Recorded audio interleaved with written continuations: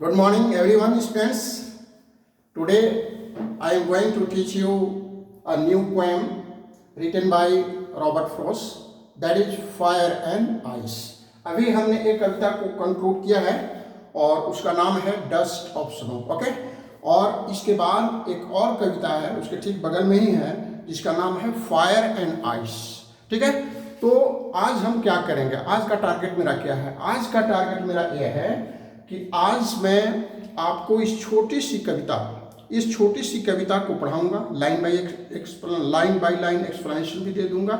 ठीक है, word meaning बीच बीच में बता दूंगा आपको, और साथ ही साथ आज हमको इसका एक समरी भी दे देना है. समरी से फायदा क्या होगा?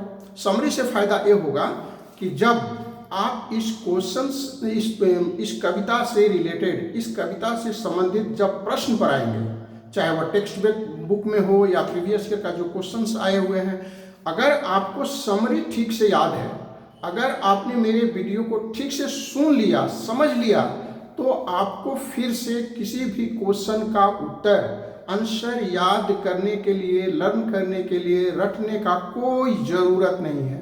बस एक बार वीडियो को आप ठीक से देख लीजिए, समझ लीजिए, और इसके बाद आप किसी भी प्रश्न के उत्तर को देने के लिए एबल होंगे, काफ़ी योग्य हो जाएंगे. आप परीक्षा में किसी भी तरह का घुमाकर भी अगर प्रश्न पूछा जाता है तो you can answer the question efficiently and I promise you that will got good marks. Okay, तो नेक्स्ट हम लोग कविता को देखिए पढ़ा देते हैं. छोटी सी कविता है, और इसके बाद अगर आप लोग का थोड़ा सा जैसा कहेंगे तो फिर इसका हम लिटरेरी डिवाइस या और भी चीज़ बातें बताएंगे. लेकिन आज हम कविता को पढ़ाने के बाद समरी जो है दे देते हैं. इसके बाद क्योंकि बहुत कुछ अभी हमको करना है, अभी आपका देखिए ग्रामर सेक्शन पूरा बाकी है. ग्रामर सेक्शन में भी आपको जो परीक्षा के लिए जो जरूरी है और उसको भी हमको पूरा करना है. जो राइटिंग सेक्शन आपका है उसको भी कंप्लीट करना है. कॉम्प्रिहेंशन भी पर भी काम करना है. आप घबराइए नहीं, एक एक करके मैं हर टॉपिक को आपको पूरा करने की कोशिश करूंगा, और मेरा है दावा है आप सबसे आगे रहेंगे. 95+, yes, this will be our target to achieve 95% से आगे. ठीक है, आगे के मार्क्स आपको प्राप्त करने हैं, और आपको यह को इस तरह का टारगेट बनाकर चलना है, और मैं आपको इस लायक बना दूंगा कि आप उससे कम मार्क्स नहीं पाएंगे. ठीक है, तो चलिए कविता को देखते हैं. Fire and ice. Some say the world will end in fire. ठीक है, कुछ लोगों का कहना है कि इस दुनिया का अंत, क्योंकि कोई भी चीज का जब निर्माण होता है तो उसका अंत होना ही है. तो कोई भी जो वर्ल्ड है, और सम say the world will end in fire. ठीक है, कुछ लोगों का यह कहना है कि इस दुनिया का अंत फायर से हो जाएगा. फायर का मतलब क्या? आग से हो जाएगा.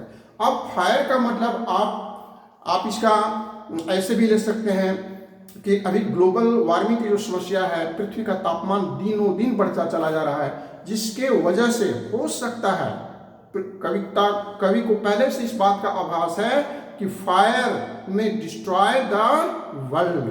तो अगर इसके शाब्दिक मीनिंग को लेंगे तो पृथ्वी के तापमान बहुत ज़्यादा बढ़ने पर हमारा अंत निश्चित है. लेकिन यहाँ पर फिर कविता पर हम आते हैं. सम से इन आइस. ठीक है, तो कुछ लोगों का यह भी कहना है कि हमारी धरती का तापमान इतना कम हो जाएगा कि पृथ्वी का विनाश निश्चित है. ठीक है, आगे देखिए तीसरा लाइन में है, from what I have tested of desire I hold with those who favour fire, from that I have tested of desire. लेकिन कवि का जो यहाँ पर स्टैंड है, यहाँ पर दो चीज आया है, फायर एंड आइस. या फायर एंड आइस जो है यहाँ पर बहुत ही कीवर्ड है. ठीक है, तो आप ध्यान से समझिएगा. तो कवि का कहना है कि हमारी दुनिया जो है फायर से अंत होगा. तो इस फायर को रिप्रेजेंट करने के लिए यहाँ पर डिजायर जो है इंपॉर्टेंट है. वह डिजायर जो है फायर से कम नहीं है, और संसार को नाश करने के लिए, इंट करने के लिए वह काफी है. और पोएट का स्टैंड जो है, पोएट का होल्ड जो है, जो आग से अंत होने की बात करते हैं उसके साथ है. मतलब पोएट या उनका साथ देते हैं, उनके बारे में सपोर्ट हाँ में हाँ मिलाते हैं कि हाँ फायर से और डिजायर से जो है हमारे संसार का अंत हो जाएगा। फायर और डिजायर दोनों का सिंबलिज्म, दोनों का यहाँ पर संकेत के रूप में इस्तेमाल किया गया है। यहाँ पर जो पहला स्टैंजा अभी हमने कंक्लूड किया, अगर आपको राइमिंग स्किल बताने, राइमिंग स्कीम जो है उसको चेक करने का जो तरीका कल बताया था, उसके हिसाब से इसमें जो राइमिंग स्कीम है A B A, once again repeat with me, A B A का इस्तेमाल किया गया है। ऐसा क्यों कि फायर, आइस, डिजायर, आयर, ठीक है। तो जो कल जो मैं बताया था उसके आधार पर राइमिंग स्कीम जो है आप अन्य स्टांजा में भी इस तरह से कर लेंगे। अब हम आगे आते हैं सेकेंड स्टांजा में। सेकेंड स्टांजा में कवि क्या कहना चाहते हैं, but if it had to perish twice. वाह क्या बात है, यहाँ पर बिल्कुल दूसरी बात कही गई, अगर संसार का दोबारा नाश हो जाए। यहाँ पर पैराडॉक्स का इस्तेमाल किया गया है। पैराडॉक्स क्या होता है, जो असंभव चीज बात है, जो मतलब विरोधी बात है। संसार का जब एक बार अंत हो गया, मान लीजिए कोई बच्चा या कोई व्यक्ति मर गया, तो फिर दोबारा कैसे मरेगा। तो यहाँ पर एक पैराडॉक्स को जो है प्रयोग किया गया है। तो पैराडॉक्स में यह कहते हैं कि अगर पृथ्वी को दोबारा नाश होने की नौबत आ जाए, अगर पृथ्वी का या किसी का नाश दोबारा होने की नौबत आ जाए, but if it had to perish twice, I think I know enough of hate. तो दोबारा पृथ्वी के नाश करने के लिए हेट काफी है। हेट का मतलब क्या होता है, घृणा। आप एक दूसरे से घृणा करते हैं, तो वह हेट जो है दुनिया को नाश करने के लिए काफी है। तो आइस और हेट, यहाँ दोनों का सिंबलिज्म किया गया है, यहाँ दोनों को मिलाया गया है। To say that for destruction ice is also great. यहाँ पर आइस को भी दुनिया के नाश करने के लिए काफी है। Is also great and would suffice. Suffice means sufficient, काफी होगा दुनिया का नाश करने के लिए। यह जो हेट है वह काफी होगा। तो इस तरह से आज हमने लाइन बाय लाइन एक्सप्लेनेशन इस कविता का दिया है, ठीक है। अब अगेन हम लोग आते हैं इसके समरी पर, ठीक है। तो समरी को अगर आप ठीक से, मैं एक्सप्लेन करता हूं, अगर इसको आप ठीक से समझ जाएंगे तो सारे के सारे प्रश्न आप ठीक से कर लेंगे। अगर किसी तरह का प्रश्न में दिक्कत होगा तो आप हमें कमेंट करके बताइए, मैं उसका क्वेश्चन आंसर भी आपको एक्सप्लेन कर दूंगा। Okay, come to summary. The poem explores, the poem का मतलब फायर एंड आइस जो है, that is written by Robert Frost, American writer, award winning poet है। इनको 4 बार, आपको पता होना कि 4 बार पुलित्जर प्राइज इनको मिला है, 4 बार है। तो बहुत ही इंपॉर्टेंट और लिटरेरी फिगर है। तो poem explores how the world might destroy है। पोएट इस बात को एक्सप्लोर करते हैं, बताते हैं कि दुनिया का अंत कैसे हो सकता है, कैसे अंत हो सकता है। द पोएट से, कवि का यहाँ पर कहना है कि द वर्ल्ड में पेरिश, पेरिश का मतलब नाश होना, खत्म हो जाना, by fire and ice, D छूट गया है।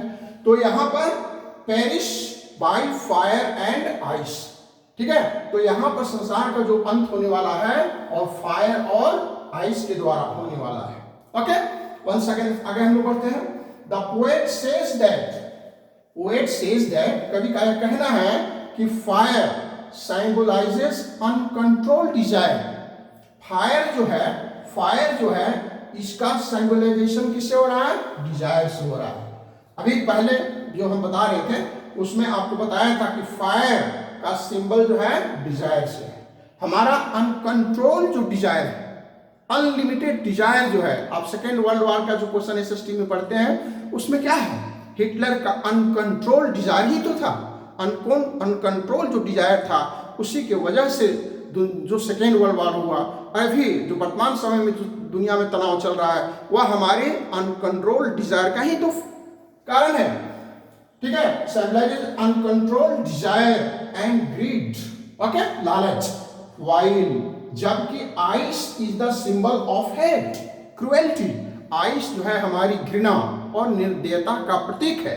Ice is the symbol of hate, cruelty and indifference. Okay, चलो आगे बढ़ते हैं। द पोएट बिलीव्स, पोएट का ऐसा विश्वास है पोएट का, रॉबर्ट फ्रॉस्ट का ऐसा विश्वास है। क्या विश्वास है? कि बोथ इमोशंस, दोनों जो हमारी भावनाएं हैं, दोनों मानव की जो संभावनाएं हैं, मानव का जो इमोशंस है, are highly powerful enough to destroy. ठीक है, काफी शक्तिशाली है, पावरफुल है और दुनिया को डिस्ट्रॉय करने के लिए काफी शक्ति रखते हैं। Highly powerful enough to destroy the world. Okay, आप इसको अपनी कॉपी पर लिख लेंगे। अगर समरी आपने ठीक से पढ़ लिया, समझ लिया, तो आपका क्वेश्चन भी आसानी से बन जाएगा। इसलिए इस समरी को आप अपने नोटबुक में जरूर नोट करेंगे और हमें बताएंगे। अब इस कविता को पढ़ने से हमको क्या शिक्षा मिलती है, तो इसको आगे देखिएगा। The poet teaches us, poet हमको शिक्षा देते हैं, हमको बतलाते हैं इस लेसन का मैसेज क्या है। ठीक है, टीचेस दैट डिस्ट्रक्टिव इमोशंस, हमारे जो विनाशकारी इमोशंस हैं, हमारे जो विनाशकारी इच्छाएं हैं, वेदर डिजायर और हेट्रेड, चाहे वह डिजायर हो या घृणा हो, can ruin both individual and society, वह सोसाइटी को भी, संसार को भी नष्ट करने के लिए काफी है और व्यक्ति को तो नष्ट करेगा ही। ठीक है, तो इसको आप लोग ध्यान रखेंगे। Can ruin both individual and society. Once again the main theme of this poem, theme, कभी कभी परीक्षा में थीम मैंने लास्ट में थीम को अंडरलाइन कर दिया है, घेर दिया है, कि कभी कभी परीक्षा में थीम से रिलेटेड क्वेश्चन भी पूछ देता है। What is the theme of the poem. ठीक है, तो ऐसी स्थिति में you will be able to write the theme of the poem also. Once again the main theme of this poem is human emotions can be destructive. Once again देखो, once again the main theme of this poem is human emotions can be destructive, विनाशकारी।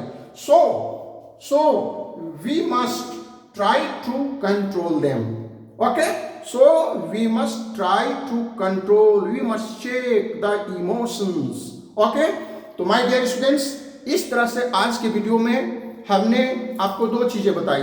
एक तो line by line कविता का जो explanation है उसको दिया, दूसरा हमने इसको समरी दे दी। इस तरह से आप क्वेश्चन को आंसर लिखने के लिए लायक हो जाएंगे और इस तरह से भी बहुत कुछ हमको करना है।